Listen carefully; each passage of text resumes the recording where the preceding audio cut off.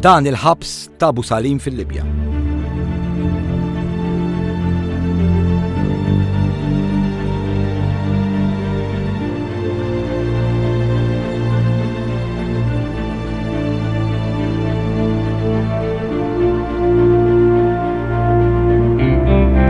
F'dan il-ħabs Gaddafi kien jibgħat lil kull min jgħid xi ħaġa jew jippjana xi ħaġa kontra r-reġim tiegħu. Hawnhekk ġew torturati mijiet ta' persuni u ħafna oħrajn saħansitra inqatlu hawnhekk stess. Fil-Libja mmorru f'dan il-ħabs. Ħabs li llum il-ġurnata huwa vojt. Li fal xi oġġetti li ħallew warahom ħafna mill-persuni li kienu f'dan il-ħabs. Kif naslu nsibu lil Ħaxem jistennina. Sa 3 xhur ilu kien maqful u torturat f'dan il-ħabs għax kien qiegħed jipprotesta kontra r-reġim ta' Gaddafi. Din hija l-ewwel darba li Ħaxam se jidħol magħna fil-ħabs wara li ħarab. Hawnhekk jasal fiċ-ċella, iċ-ċella li hija single, hawnhekk 2x2, żgħira ħafna mingħajr anke faċilitajiet eċċetera, u fil-fatt ħaniftħuha ħanidħlu fiha. Iċ-ċella li kien fiha Hixam.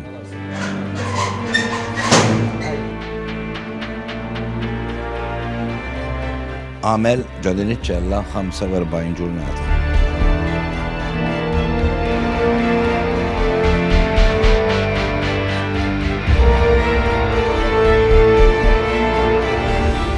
Ħaxam jgħidilna li f'din iċ-ċella ma kellu xejn. Kienet eżatt kif sibni aħna hawnhekk. Milniex wisq ġo din iċ-ċella żgħira u tiġà qed inħoss eluq tuħta nifs u issa ixi għamadu kif qalli illi din iċ-ċella kif fil-fatt tidher ma fihiex dawl.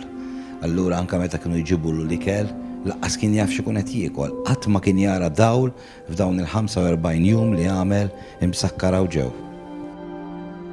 F'din iċ-ċella, Ħaxam jurina li mal-ħajt kien kiteb ismu id-data ta' kull ġurnata li għamel f'din iċ-ċella. Waqt li kien hawnhekk qatt jikteb l-affarijiet li fil-fatt għadhom hawnhekk. X'inhuma dawn l-affarijiet? اختصار لاسمي هشام. Mal-ħajt taċ-ċella, Ħaxam jagħmel ukoll kalendarju.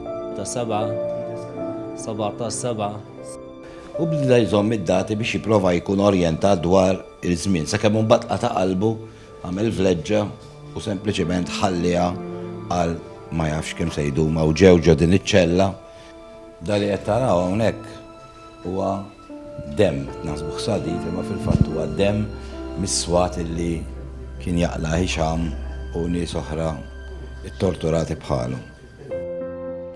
Waqt li Ħaxam kien f'din iċ-ċella, kien il-ħin kollu jaħseb fiż-żewġ uliedu ta' 6 xhur u ta' sena u nofs. سنة ونص كانت عمرها لما خشيت وكان عندي بنت عمرها 5 شهور.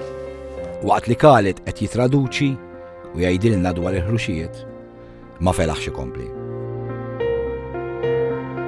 Għalli klar momenti kienu meta niftakar tifla tiegħi. Kont naħseb li nisla naraha ħammuta u niftakar fil-familja tiegħi.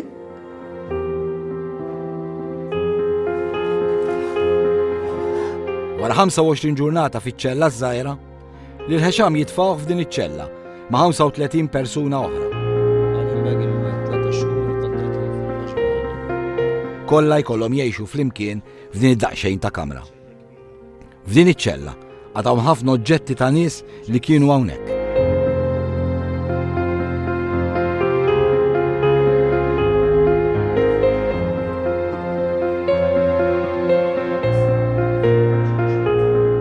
Naturalment it-torturi kienu jsiru biex Hixam jikxef lil daw l-oħrajn li kienu hemm barra qed jiġġieldu kontra Muammar Gaddafi. Imma Hixam għażel li ma jikxef il-ħadd minnhom, fil-fatt huma baqgħu jiġġieldu hemm barra, ma kixef il-ħadd minnhom u spiċċa naturalment f'aktar u aktar batija.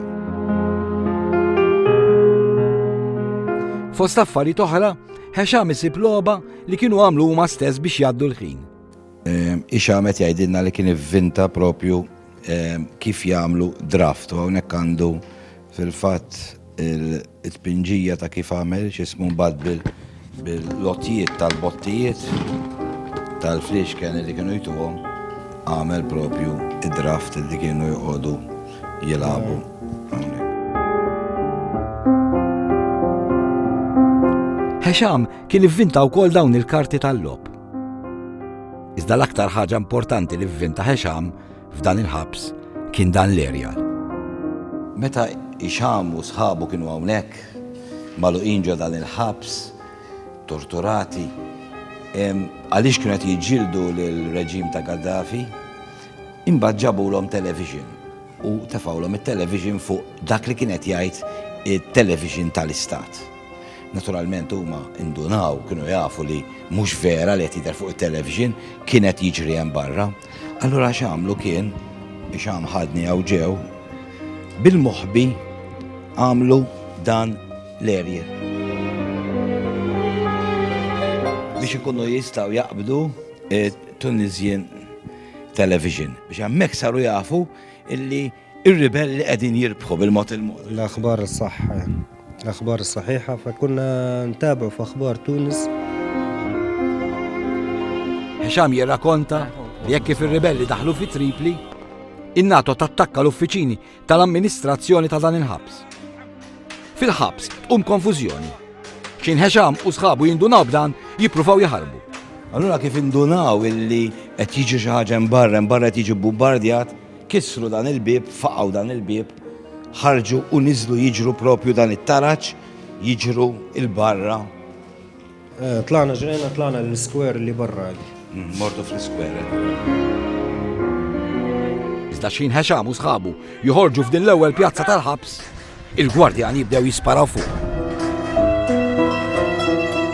Reġgħu bdew jidħlu l-awġew bl-isparar biex jippruvaw jevitaw li jmutu, Hixam daħal ukoll magħhom awġew, però nċerta illi id-direttur tal-ħabs kien direttur kuraġġuż, kien jaf li r-reġim ta' Gaddafi kien reġim li kien qed jaħqal lin-nies u dak il-ħin stess iddeċieda illi jibda jibgħathom bil-mod il-mod tnej il-barra minn hawn.